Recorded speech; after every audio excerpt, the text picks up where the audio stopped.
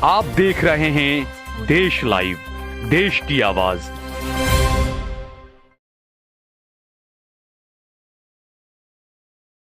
और ख्यालों से आज ये सिलसिला यहाँ पहुंचा है। सरकार फैजुल रसूल फरमाया करते हैं, इल्म फूल है। बच्चियों को भी कहूंगा, आज दुल्हने हैं, अपनी औलादों को ये सबक देना जो यहाँ तक पहुंचा है। सरकार फैजुल रसूल की ख्यालात का ये एहसान है कि हम यहाँ तक पहुंचे कि इल्म फूल है, अमल उसकी खुशबू। इल्म को अमल की खुशबू से आरास्ता करो। जिंदगी के सफर में बहुत दूर तक जब कोई दोस्त आया न हमको नजर, हमने घबरा के तन्हाइयों से ए बागे सबा एक दुश्मन को खुद हम सफर कर लिया। क्यारे पण एकलो पड़ेलो माणस કોઈ દુશ્મનને હમ સફર ન કરી શકે, એટલા માટે બધાએ સાથે રહીને મંજિલ પર પહોંચવાનું છે। આવો આપણે તમામ એક સાથે જોરદાર તાળીઓના ગરગડાટથી આ તમામ સન્માનિત થનારા લોકોને વધાવી લે, જેઓએ પોતાની જિંદગીનો એક અહમ મોજું પેશ કર્યો છે અને ફેઝ ચેરિટેબલ ટ્રસ્ટ આજે તેઓને સન્માનિત કરી રહ્યું છે। ત્યારબાદ હવે હું આપણા આગળના કાર્યક્રમને આગળ વધારતા આપણા વચ્ચે ખૂબ અઝીઝ મહેમાન ઉપસ્થિત છે। હું ગ્યાસુદ્દીન શેખ સાહેબને ખૂબ આદર સાથે આ મંચ પર આવકારું છું। તેઓ પોતાનું પ્રાસંગિક ઉદ્બોધન કરશે।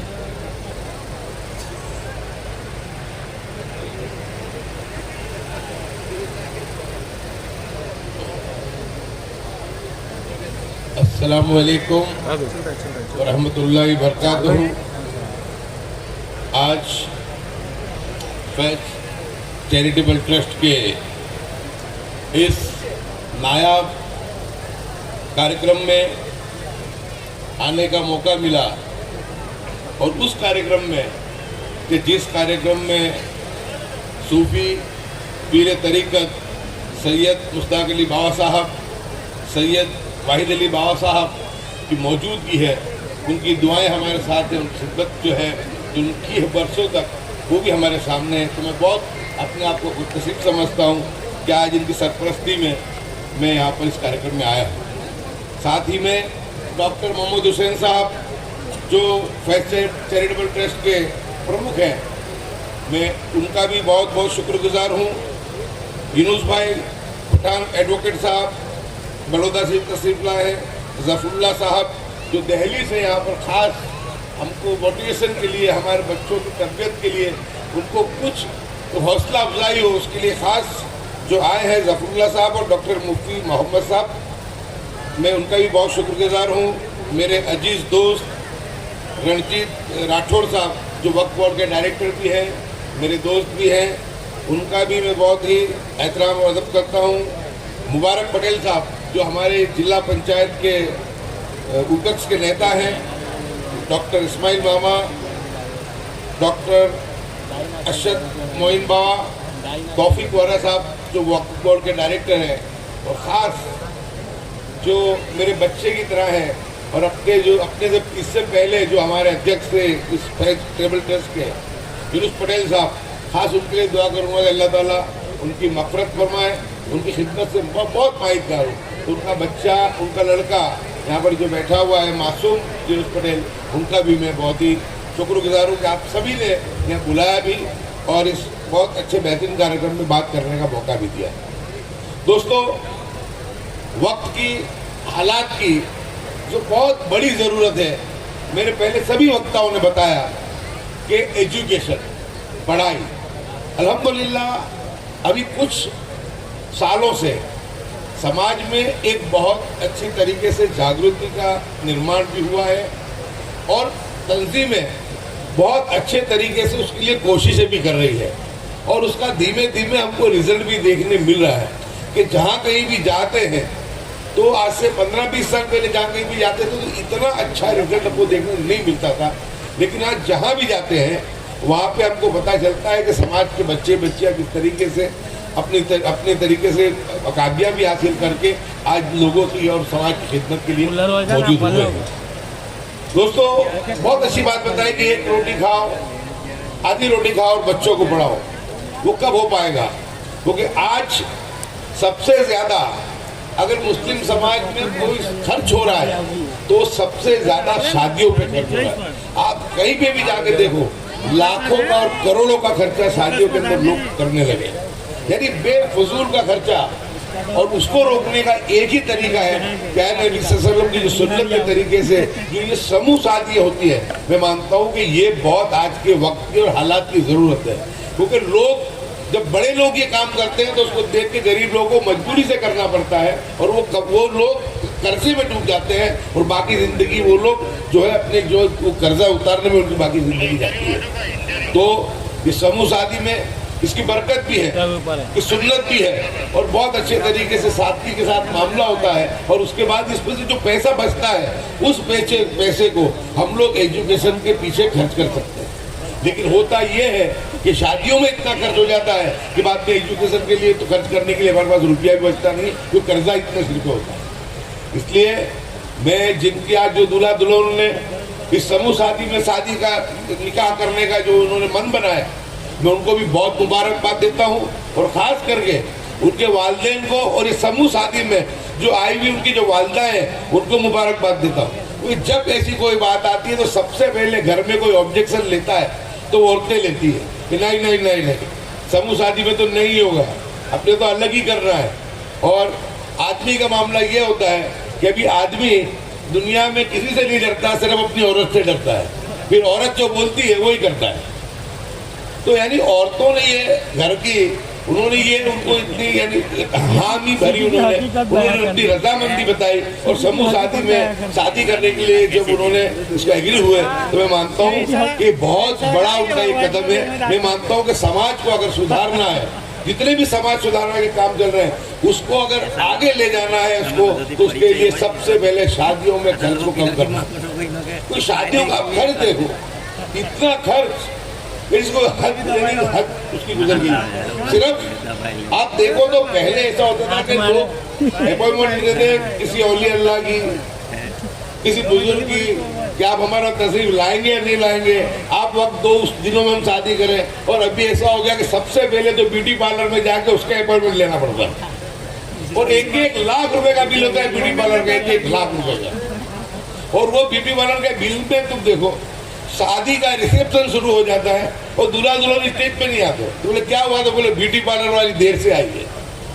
अब उसके बाद जब वो आते हैं स्टेज पे तो स्टेज के ऊपर आप देखो इतना मेकअप, इतना मेकअप का अगर जो बारिश गिर जाए तो पहचान भी नहीं सकोगे कि ये थे कि वो है। और वो तो ठीक है कि जवान बच्चे बच्चा, लेकिन साथ में माँ, सास, ससुरा, हमारे जैसी पंचर वाली गाड़ियां जो है स्टेज पे चढ़ नहीं सक रहे, तो भी ऐसे लटक की भी पाकिट लटका के स्टेज पे चढ़े।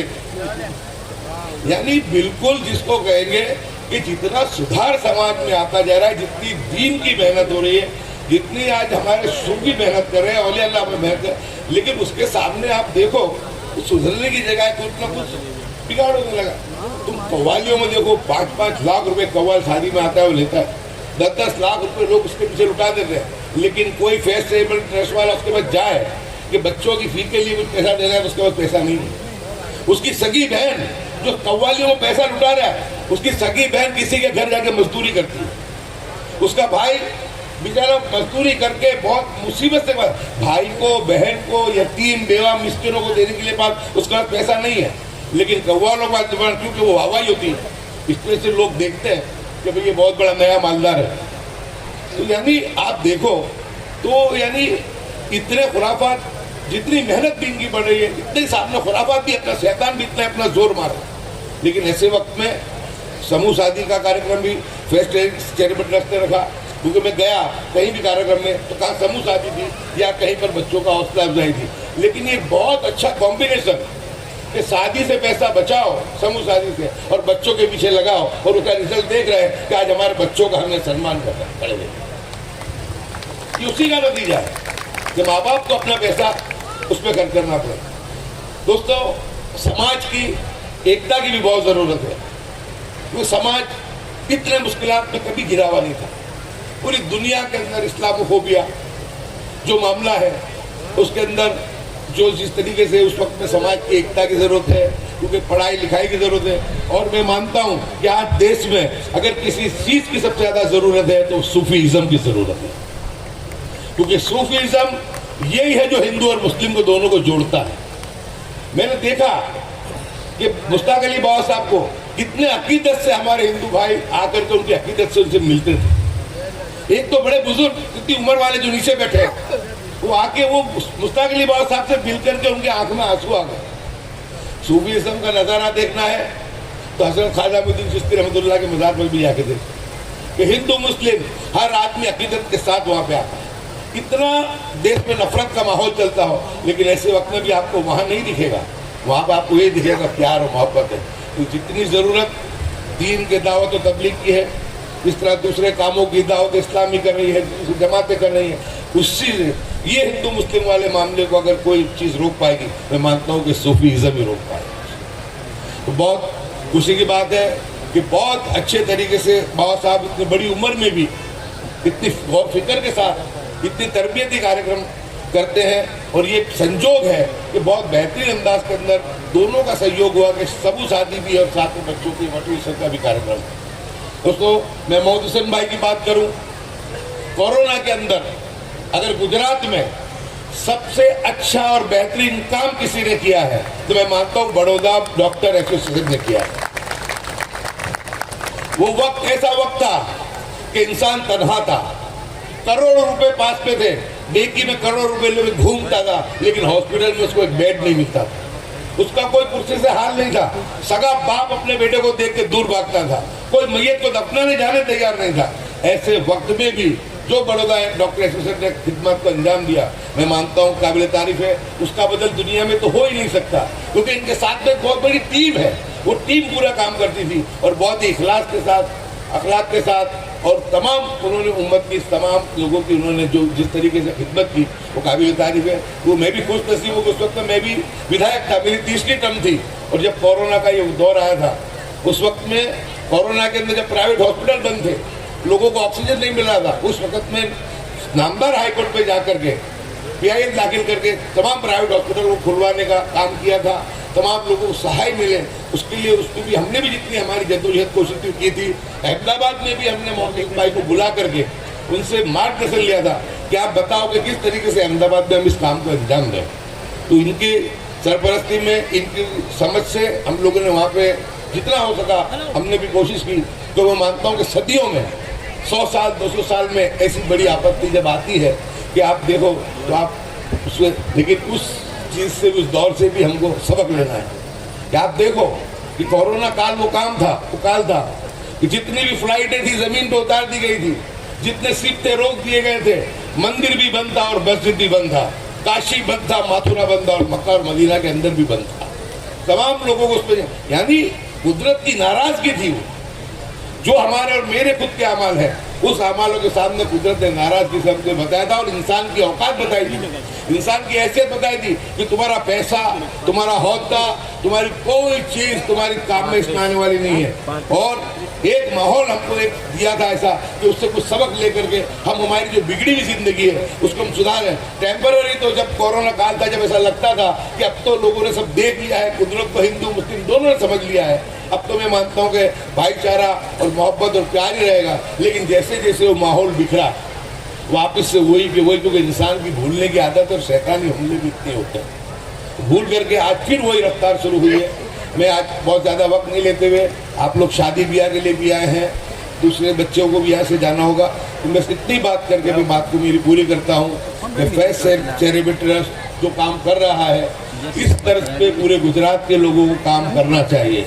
और मोहम्मद हुसैन भाई से मैं गुजारिश करूँगा कि आपका NGO जिस ढंग से काम कर रहा है, पूरे गुजरात के जो भी NGO हैं जो एजुकेशन पे, हेल्थ पे, गरीब यतीम बेवा मिस्किनों के लिए काम कर रहे हैं, उन तमाम ट्रस्टों के जोड़ करके भले अपनी अपनी तंजीम अपने अपने इलाके में काम करें, लेकिन एक अम्ब्रेला फेडरेशन बनना चाहिए। जनरल इश्यूज़ के ऊपर तमाम तंजीमें जितनी भी हैं वो सब मिलकर गुजरात की, चाहे वो कच्छ से लेकर वापी और वापी से लेकर के हमारे जो अब माउंट आबू तक का जो हमारा रास्ता अमीरगढ़ तक जाता है, वहाँ तक की बात हो, दाहोद तक की, सब तंजीमों को भी जोड़ने का काम करें तो मैं मानता हूँ कि बहुत अच्छे अंदाज के अंदर हम लोग को समाज की जो है हम लोग खिदमत कर पाएंगे।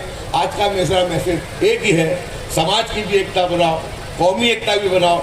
बहुत अच्छा लगा कि यहाँ पे मंच पे मैंने देखा कि हमारे हिंदू भाई भी बैठे हुए थे, यहाँ का पॉलिटिकल पार्टी के लोग भी बैठे हुए थे। मैं मानता हूँ कि यही सच्चा हिंदुस्तान है और इसी की ज़रूरत है, इसके बगैर कोई रास्ता नहीं है। आज नहीं तो कल हिंदू मुस्लिम सभी को इकट्ठा होना पड़ेगा, जब भी ये जो मेरा भारत देश है, ये मेरा देश महान भी रहेगा, मेरा देश विश्व की महासत्ता भी बनेगी और मेरा गुजरात देश का नंबर वन राज्य भी बनेगा और मेरा समाज भी तरक्कियों की जो है रफ्तार चढ़ते हुए अपनी रॉकेट की गति से चलने वाली दुनिया के अंदर ताल से ताल मिलाकर वो भी अपने झंडे जो है कामयाबी के गाड़ेगा।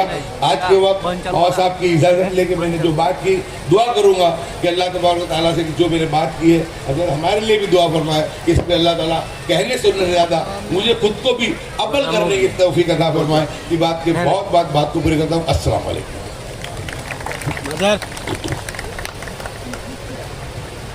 जनाब गयासुद्दीन साहब का शुक्रिया। ऐसा मोहसिन कौम को कम ही मिलते हैं कि जिसने कौम की खिदमत अंजाम दी हो।